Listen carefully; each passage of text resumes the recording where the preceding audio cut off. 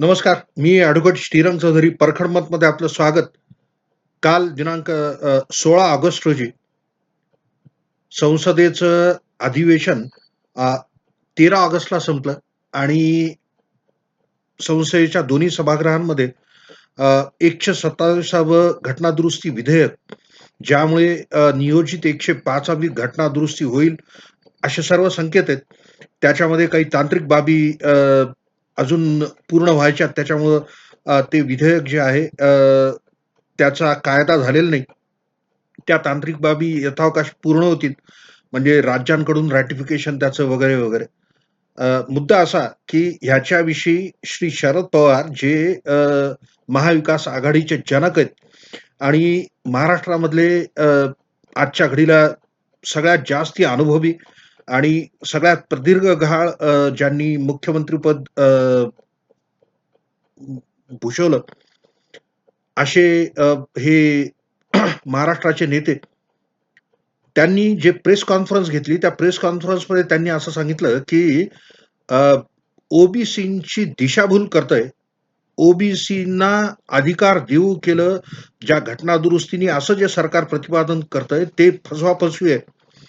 आणि ह्याच्यामुळं राज्यांना कुठलेही नवे अधिकार आले नाहीत. आणि ह्याच्याविषयी आम्ही म्हणजे राष्ट्रवादी पक्ष जनसामान्यांना परिस्थिती काय आहे ती विदित करणार आहेत. आणि त्यांनी एक मागणी अशी केली, तिहेरी मागणी केली त्यांनी. आता कुठल्या वृत्तपत्रात तुम्ही वाचलंय किंवा कुठल्या न्यूज पोर्टलवर तुम्ही वाचलंय, त्याच्यामध्ये तपशिलामध्ये थोडा बहुत फरक पडेल. महत्वाचं असं, की एका न्यूज पोर्टलवर आलेलं वाचून दाखवतो. शरद पवारांनी पत्रकार परिषद घेऊन ओबीसी आरक्षणाबाबत आपली भूमिका मांडली. आता ह्याच्याविषयी सांगणं असं, की गेले कित्येक वर्ष चालू असलेल्या मराठा आरक्षणाविषयी, म्हणजे जो मराठा आरक्षणाचा प्रश्न आहे, तो महाराष्ट्रामध्ये अ, परवा म्हणजे मे 2021 मध्ये 5 मे 2021 रोजी सुप्रीम कोर्टाने मराठा आरक्षण रद्द केलं. त्याच्या आधीपर्यंत मराठा आरक्षणाचा मुद्दा इतका गाजला. मराठा आरक्षणाला स्थगिती आली. मराठा आरक्षणाची स्थगिती रद्द करण्यासाठी म्हणून राज्य सरकारने 2 वेळेला सुप्रीम कोर्टामध्ये अर्ज केले आणि त्याच्यानंतर अनेक घटना झाल्या. त्याच्यानंतर इतर सर्व राज्यांना गोवण्यासाठी राज्य सरकारने अर्ज केला. 50% मर्यादेच्या पेक्षा वर ज्या राज्यांमध्ये आरक्षण आहे, त्या सर्व राज्यांना नोटिसा काढायसाठी एक अर्ज दिला. आरक्षणाबाबतीत सुप्रीम कोर्टात जे प्रकरण प्रलंबित आहेत, ते सगळे मराठा आरक्षणाबरोबर टॅग करावे अशा अर्थी एक अर्ज दिला. आणि इन द लास्ट गॅम्बल, शेवटचा त्यांचा जो जुगार होता, मराठा आरक्षणाचे समर्थक जी वकिलांची फौज होती, त्यांनी एक शेवटचा डाव असा खेळला, की सगळ्या राज्यांना नोटीस काढून इंदिरा सहानीतली जी 50% ची मर्यादा आहे, ती वाढवावी असं म्हणून कोर्टासमोर प्रतिपादन केलं, युक्तिवाद केला आणि त्याच्यानंतर विषयाची व्याप्ती खूप वाढली. या सर्व घटना घडत असताना आणि विशेषतः स्थगिती आल्यानंतर मराठा आरक्षणाला अ, केवळ एक बाईट दिल्याचं आठवतं श्री शरद पवारांनी आणि त्यांनी असं सांगितलं, की दक्षिणेमधल्या राज्यांना वेगळा कायदा आणि महाराष्ट्राला वेगळा कायदा. दक्षिणेतल्या आरक्षणाला स्थगिती नाही, महाराष्ट्रातल्या आरक्षणाला स्थगिती आली वगैरे, वगैरे. अर्थात ते सगळं कसं होतं त्या म्हणजे अ, मराठा आरक्षणाचा निर्णय जो होता स्थगितीचा, तो अनपेक्षित आणि धक्कादायक होता, अशी भूमिका अधिकृत्या राज्य सरकारने घेतली. मराठा आरक्षण उपसमितीचे अध्यक्ष श्री अशोक चव्हाण यांनी वारंवार त्या भूमिकेचा पुनरुच्चार केला, की ही बाब अनपेक्षित व धक्कादायक आहे. आणि त्याच्यामुळं त्याची रीळ ओढत महाराष्ट्रातल्या जवळपास सगळ्याच नेत्यांनी हे सांगितलं, की हे योग्य नाही झालं. स्थगिती जी झाली ती. अर्थात भाजपाचं राजकारण वेगळं होतं. सांगण्याची गोष्ट अशी आहे महत्वाची, आणि हे फार महत्वाचं आहे. मराठा आरक्षणाच्या बाबतीत राष्ट्रवादीचे नेते काहीही बोललेले नाहीत. मुख्य म्हणजे इतका प्रदीर्घ राजकीय अनुभव असलेले अ, श्री शरद पवार, ज्यांनी 1994 मध्ये एका झटक्यासरशी 14% आरक्षण वाढवून दिलं होतं. ओबीसींना कुठलंही सर्वेक्षण न करता असा आता आरोप होतो मराठा आरक्षणाच्या समर्थकांकडून किंवा मराठा आरक्षणाची मागणी करणाऱ्या लोकांकडून. मराठा उमेदवार जे आहेत ते समाज माध्यमांवर व्यक्त होतात, की ते जे आरक्षण देऊ केलं होतं तेव्हा कुठलंही सर्वेक्षण झालेलं नव्हतं. अर्थात ओबीसीचे जे नेते आहेत आणि त्याच्यामध्ये छगन भुजबळ प्रामुख्याने ते श्री शरद पवारांच्या भूमिकेवर तेव्हाच्या म्हणजे 1994 मध्ये जेव्हा ते मुख्यमंत्री होते श्री शरद पवार, तेव्हा त्यांनी जे आरक्षण लागू केलं त्याच्यामुळं ओबीसी आरक्षणाचे जणू काही जनक आहेत शरद पवार, असं एक छगन भुजबळ त्यांचा गौरव करतात. तर मराठा आरक्षणाबाबत श्री शरद पवार यांनी भूमिका घ्यावी अशी विनंती वारंवार वेगवेगळ्या वेळी वेगवेगळ्या मराठा समन्वयकांनी केली होती. मराठा आरक्षणाचा आग्रह धरणाऱ्या वेगवेगळ्या लोकांनी श्री शरद पवार यांनी याच्या बाबतीत भूमिका घेतली पाहिजे अ, असा आग्रह धरला होता. श्री शरद पवारांची पुण्याला मला जसं आठवतंय तसं एक शिष्टमंडळ गेलं होतं मराठा आरक्षणाबाबतीत श्री शरद पवारांनी काही भूमिका घ्यावी, काहीतरी करावं मराठा आरक्षणाबाबतीत. पण there was a studied silence on the part of Shri Sharad Pawar.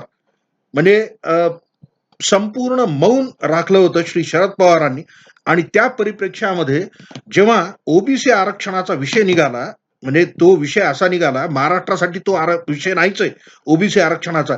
महाराष्ट्रामध्ये जी प्रचलित व्यवस्था आहे, ओबीसीचं जे पुनर्वर्गीकरण झालेलं आहे, म्हणजे भटक्या जमाती आणि विमुक्त जाती आणि भटक्या जाती आणि काही ओबीसी यांना महाराष्ट्रामध्ये मंडल आयोग येण्याच्या आधीपासून आरक्षण होतं. त्याच्यानंतर हे जे आरक्षण वाढीव करून दिलं ओबीसींना, त्याच्यामुळं आज 2% विशेष मागास प्रवर्ग स्पेशल बॅकवर्ड कॅटेगरी सोडून 30% आरक्षण इतर मागासवर्गीयांना आहे. इतर मागासवर्गीय 19% आणि जे विमुक्त जाती आणि भटक्या जमातींना मिळून 11% आणि 2% स्पेशल बॅकवर्ड क्लासेस कॅटेगरी विशेष मागास प्रवर्ग.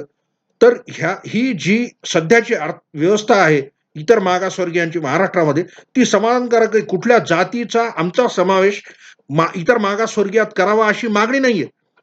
म्हणजे महाराष्ट्रामध्ये इतर मागासवर्गीयांचा जो मुद्दा ज्वलंत आहे आज, तो इतक्या पुरता मर्यादित आहे, की इतर मागासवर्गीयांना पदोन्नतीमध्ये आरक्षण देताना केवळ हे 19% सोडून बाकीच्या उरलेल्या आरक्षित वर्गाच्या 33%ना पदोन्नतीमध्ये आरक्षण देऊ केलं होतं महाराष्ट्र शासनाने.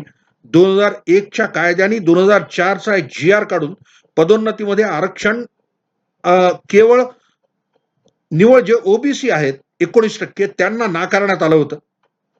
आणि त्यानुसार 2017 मध्ये जेव्हा हा जी-आर रद्द झाला, त्याच्यानंतर एक व्यवस्था होती, की 33% राखीव ठेवून पदोन्नतीमध्ये आरक्षण द्यायचं शासनाचं धोरण होतं.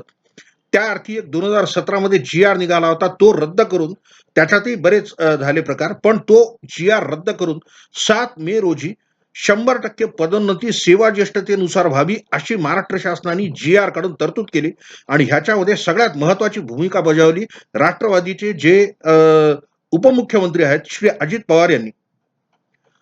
म्हणजे सरळ सरळ गटतट पडले होते सरकारमध्ये. एकीकडे अजित पवारांची आग्रही भूमिका होती, की हे जी स्थगिती देण्यात आली होती जी-आर नुसार 33% आरक्षण राखीव ठेवण्यात आलं होतं किंवा 33% आरक्षण देऊ शकत नाही सरकार, म्हणून केवळ 66% जागांवरच पदोन्नती द्यावी सेवा ज्येष्ठतेनुसार ही जी तरतूद होती, त्याला जी-आर काढून 100% सेवा ज्येष्ठतेनुसार व्हावं अशी एक तरतूद करण्यात आली. ओबीसी आरक्षणाचा एक पैलू तो. ओबीसी आरक्षणाचा दुसरा पैलू, स्थानिक स्वराज्य संस्थांमध्ये जे ओबीसी आरक्षण लागू होतं महाराष्ट्रामध्ये, ते ओबीसी आरक्षण एकंदरीत 50% आरक्षणाच्या पेक्षा वर जातो टक्का ओबीसी आरक्षण देऊ केल्यामुळं. आणि त्याच्यामुळं ओबीसीचं राजकीय आरक्षण इथून पुढे लागू राहणार नाही असं सुप्रीम कोर्टाने एक निकाल मार्च मध्ये दिला होता. विकास गवळी नावाच्या कुठल्या एका अफेक्टेड जी पार्टी होती, प्रभावित जो एक पक्षकार होता, त्यांनी सुप्रीम कोर्टामध्ये दाद मागितली, की हे जे आरक्षण आहे, या आरक्षणामुळे 50%च्या वर आरक्षण जातंय. आणि म्हणून सुप्रीम कोर्टाने कुठल्या एका व्यक्तीमुळं किंवा कुठल्या एका जातच्या ओबीसी आरक्षणामुळे हे होत नाही, तर संकरित जे एकूण आरक्षण देऊ केले ते 50% वर जातं. म्हणून सगळ्याच ओबीसी आरक्षणाला, राजकीय आरक्षणाला महाराष्ट्रातल्या अ, रद्द केलं आणि 5 जिल्हा परिषदांमध्ये स्थानिक स्वराज्य संस्थांच्या ज्या निवडणुका झाल्या होत्या, त्या निवड झालेल्या उमेदवारांची निवडणूक रद्द करून तिथं नव्याने निवडणुका घ्याव्यात याच्याविषयीचं एक आदेश केला होता. त्या आदेशाची पुनर्विलोकन याचिका रिव्ह्यू पिटिशन मे मध्ये सुप्रीम कोर्टाने रद्द केली. म्हणजे तो जो पुनर्विलोकन अर्ज होता तो खारिज करून स्वतःची पोझिशन पुन्हा सुप्रीम कोर्टाने ते सांगितलं, की मग ते आरक्षण जे ओबीसीचं आहे ते रद्द होईल. ओबीसी आरक्षणाचा हा विषय महाराष्ट्रामध्ये आणि त्याच्यावर सुद्धा तेव्हा श्री शरद पवार यांनी भाष्य नव्हतं केलं. पण ओबीसींविषयी जी एक बाब संसदेमध्ये झाली, ते म्हणजे ओबीसींना अधिसूचित करण्याचा अधिकार राज्य सरकारला नाही, असा सुप्रीम कोर्टाने मराठा आरक्षण प्रकरणी हवाला दिला होता, निर्वाळा दिला होता. आणि त्याच्यामध्ये 102व्या घटना दुरुस्तीचा अन्वयार्थ सुप्रीम कोर्टाने असा लावला, तो त्याच्यामध्ये दुरुस्ती करण्यासाठी म्हणून राज्यांना पुन्हा अधिकार बहाल करायचे म्हणून सुप्रीम कोर्टाने दिलेल्या निर्णयाची बाधा राज्यांना पोहोचू नये, राज्यांना अधिकार राहावेत. कुठल्या एखाद्या जातीला, कुठल्या एखाद्या समाजाला इतर मागासवर्गीय म्हणून आयडेंटिफाय करण्याची, तशी अधिसूचित करण्याचे अधिकार राहावेत, यासाठी 105वी घटना दुरुस्ती नियोजित आहेत. आणि ही जी घटना दुरुस्तीचं विधेयक जे आलं, त्याला कुठल्याही पक्षाने विरोध केला नाही. सर्व राज्यसभेत आणि लोकसभेत हा जो ठराव आला होता विधेयकाचा, हा ठराव बहुमताने पारित झाला. एकाही खासदारांनी याला विरोधी मतदान केलं नाही. आणि त्याच्यामध्ये राष्ट्रवादीचे सुद्धा खासदार होते, त्याच्यामध्ये काँग्रेसचे सुद्धा खासदार होते. आणि इतर जे म्हणजे केवळ ओबीसी आरक्षणामुळे जे पक्ष आज अस्तित्वात आहेत, त्या पक्षांनी सुद्धा या घटना दुरुस्तीला पाठिंबा दिला. आता त्याच्याविषयी किंतु उपस्थित करण्यामध्ये सगळ्यात अग्रेसर राहिली काँग्रेसची टीम. याच्यामध्ये अभिषेक मनु सिंघवी राज्यसभेमध्ये बोलली आणि त्याच्यानंतर श्री शरद पवारांची प्रेस कॉन्फरन्स होते आणि त्याचा वृत्तांत देताना एका न्यूज पोर्टलने असं दिले, शरद पवारांनी पत्रकार परिषद घेऊन ओबीसी आरक्षणाबाबत आपली भूमिका मांडली. राष्ट्रवादीचे नेते छगन भुजबळ यांनी जातीनिहाय जनगणनेची मागणी लावून धरली आहे. त्यामुळे जोपर्यंत जातीनिहाय जनगणना होत नाही तोपर्यंत छोट्या समूहाला आरक्षण मिळणार नाही. केंद्राने जातीनिहाय जनगणना करावी, इम्पिरिकल डेटा राज्यांना द्यावा आणि 50% आरक्षण मर्यादेची अट काढून टाकावी. या 3 गोष्टी केल्याशिवाय ओबीसींच्या आरक्षणाचा मार्ग खऱ्या अर्थाने मोकळा होणार नाही, असं पवारांनी स्पष्ट केलं. आता ह्याच्यामध्ये ज्या 3 गोष्टी मागितलेल्या आहेत, त्या 3 गोष्टी म्हणे छोट्या समूहाला आरक्षणासाठी आहेत. कुठल्या छोट्या समूहाने आरक्षणाची मागणी केली आहे महाराष्ट्रामध्ये? तर कुठल्याही छोट्या समूहाने आरक्षणाची मागणी केली नाही. महाराष्ट्रामध्ये आरक्षणाची मागणी केली 2 समूहांनी.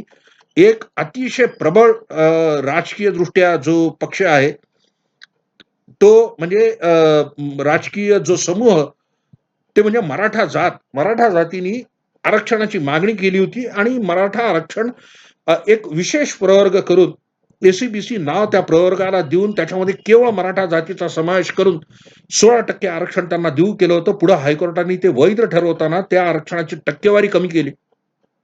तर हा तर फार मोठा एक समूह आहे, हा छोटा समूह नाही. आणि मेख अशी आहे की राज्य सरकारची भूमिका 2013 पर्यंत ही होती की मराठा जातीचा समावेश इतर मागासवर्गीयांमध्ये करावा. अचानक भूमिका बदलली जेव्हा मोदींची लाट आली केंद्रामध्ये 2014 मध्ये. खूप मोठ्या बहुमताने भाजप प्रणित एनडीए सत्तेमध्ये आलं असं म्हणतात. तेव्हा जी लाट आली होती त्या लाटेचं बघितलं सगळं आणि महाराष्ट्रामध्ये तेव्हाच राष्ट्रवादी काँग्रेस जे आघाडी सरकार होतं, त्यांनी घाईगडबडीमध्ये राणे समितीची नेमणूक केली. राणे तेव्हा मंत्री होते त्या सरकारमध्ये. त्यांच्या अध्यक्षतेखाली एक समितीची स्थापना करून 11 दिवसांचा काहीतरी एक सर्व्हे केला आणि त्या सर्व्हेनुसार मराठा जात ही शैक्षणिक व सामाजिक दृष्ट्या मागास आहे असं ठरवून ESBC कॅटेगरी करून अध्यादेशाद्वारे 16% आरक्षण मराठा जातीला देऊ केलं होतं. पण त्याच्या आधी 2013 पर्यंत इतर मागासवर्गीयांमध्ये मराठा जातीचा समावेश असावा, ओबीसीमध्ये मराठा जातीचा समावेश असावा, याच्यासाठी राज्य सरकारने वारंवार राज्य मागासवर्गीय आयोगाकडे मागणी केली होती. म्हणजे त्याच्या आधीचे जे कमिशन्स होते, बापट कमिशन असेल, खत्री कमिशन असेल, किंवा त्याच्या आधी वेगवेगळे कमिशन जे होते, राज्य मागासवर्गीय आयोग आणि केंद्र मागासवर्गीय आयोग यांनी मराठा आरक्षण इतर मागासवर्गीयांमधून देऊ शकत नाहीत, कारण ते सामाजिक व शैक्षणिक दृष्ट्या मागास नाहीत, असा निर्वाळा दिला होता. मंडल आयोगाने असा निर्वाळा दिला होता की मराठा जात ही प्रगत जात आहे. असं असताना मराठा जातीला विशेष असाधारण परिस्थिती आहे असं म्हणून, म्हणजे स्थगिती आली 2014च्या अध्यादेशांनी दिलेल्या आरक्षणाद्वारे, आणि त्याच्यानंतर 2018 मध्ये देऊ केलेलं आरक्षण विशेष असाधारण परिस्थिती आहे म्हणून गायकवाड आयोगाच्या अहवालाचा हवाला देऊन राज्य सरकारने गायकवाड आयोगावर कुठलीही चर्चा न करता, ते विधिमंडळाच्या पटलावर आलं नाही गायकवाड आयोगाचा अहवाल, आणि एकमताने सगळ्या पक्षांनी त्याला मंजुरी दिली. मराठा आरक्षण जे शिफारस गायकवाड आयोगाने दिली होती, त्या शिफारसीनुसार आता या सगळ्या गोष्टींचा महत्व असं की श्री शरद पवारांनी तेव्हा 2018 मध्ये आरक्षण देऊ करण्याच्या आधी एक भूमिका अशी मांडली होती की 102व्या घटना दुरुस्तीमुळे हा अधिकार अधिसूचित करण्याचा एखाद्या जातीला मागासवर्गीय म्हणून, तो अधिकार राष्ट्रपतींना आहे. राष्ट्रपतींची मंजुरी घेतल्याशिवाय हे आरक्षण देऊ करणं योग्य नाही. पण तेव्हा शरद पवारांची भूमिका कोणी ऐकली नाही. त्याच्यानंतर श्री पवारांनी ह्याच्याविषयी जवळपास मौन बाळगलेलं आहे. मराठा आरक्षणाचा विषय खूप पेटलेला असताना सुद्धा राष्ट्रवादीतर्फे कुठलीही भूमिका घेण्यात आली नव्हती विशेष. तर आता ह्या ज्या 3 मागण्या आहेत की जातनिहाय जनगणना करावी, इम्पिरिकल डाटा राज्यांना द्यावा आणि 50% आरक्षण मर्यादेची अट काढून टाकावी, या किती फोल आहेत हे असं सांगणं की केंद्र सरकारने ह्याच्या आधी स्पष्ट केलंय की 2021 मध्ये, म्हणजे यावर्षी सुरू होणारी जनगणना जी आहे त्याच्यामध्ये जातीची गणना होणार नाही असं केंद्राने सुप्रीम कोर्टात सांगितलं, असं केंद्राने संसदेत सांगितलं. वारंवार ही भूमिका स्पष्ट केलेली आहे की जातनिहाय जनगणना होणं नाही यावर्षी 2021च्या जनगणनेमध्ये. तो विषय गेला. 50%ची मर्यादा संसदेमध्ये जेव्हा या 105व्या नियोजित घटना दुरुस्तीविषयीची चर्चा झाली, त्याला उत्तर देताना सामाजिक न्याय मंत्री डॉक्टर वीरेंद्र कुमार यांनी असं स्पष्ट केलं की केंद्राचा 50% मर्यादा वाढवून देण्याचा कुठलाही विचार नाही, तसा कुठला विचार केलेला नाही, कारण 50%ची मर्यादा ही सुप्रीम कोर्टाने घालून दिलेली आहे. तो विषय गेला. राहिला विषय इम्पिरिकल डाटाचा. इम्पिरिकल डाटाची मागणी तत्कालीन मुख्यमंत्री श्री देवेंद्र फडणवीस यांनी केंद्र सरकारकडे केली होती, असं भाषण करताना परवा विधिमंडळामध्ये श्री छगन भुजबळ यांनी स्पष्ट केलं. ते सुद्धा मंत्री आहेत या सरकारमध्ये, अस्तित्वात असलेल्या सरकारमध्ये मंत्री असलेल्या छगन भुजबळांनी विधानसभेमध्ये असं प्रतिपादन केलं परवा की तत्कालीन मुख्यमंत्र्यांनी केंद्राकडे इम्पिरिकल डाटाची मागणी केली होती, पण तो केंद्राने डाटा दिला नाही, कारण त्याच्यामध्ये अनेक त्रुटी आहेत. तर 3 ज्या मागण्या की इम्पिरिकल डाटा द्या, ती मागणी पूर्ण नाही होऊ शकत. मग जनगणना जातनिहाय करा, ती मागणी पूर्ण नाही होऊ शकत. 50% मर्यादा वाढवून द्या. आता त्याच्याविषयीची घटना दुरुस्ती झाली. मराठा आरक्षणाच्या निकालातून जे केंद्र सरकारला पाहिजे होतं ते मिळालं नाही, म्हणून केंद्र सरकारने घटना दुरुस्ती केली. पण गेल्या 6, 7, 8 महिने सातत्याने जी मागणी लावून धरली होती मराठा आरक्षणाच्या साठी महाराष्ट्रातल्या लोकांनी, त्या मागणीचा कुठलाही विचार केंद्राने केला नाही. त्या मागणीविषयी कुठलीही भाष्य केलं नाही. मुख्यमंत्री, उपमुख्यमंत्री आणि मराठा आरक्षण समितीचे अध्यक्ष श्री अशोक चव्हाण हे दिल्लीला जाऊन भेटून आले होते पंतप्रधानांना. त्याच्याविषयी निवेदन दिलं होतं. माननीय राष्ट्रपतींकडे निवेदन द्यावं ह्याच्यासाठी मंत्रिमंडळाची एक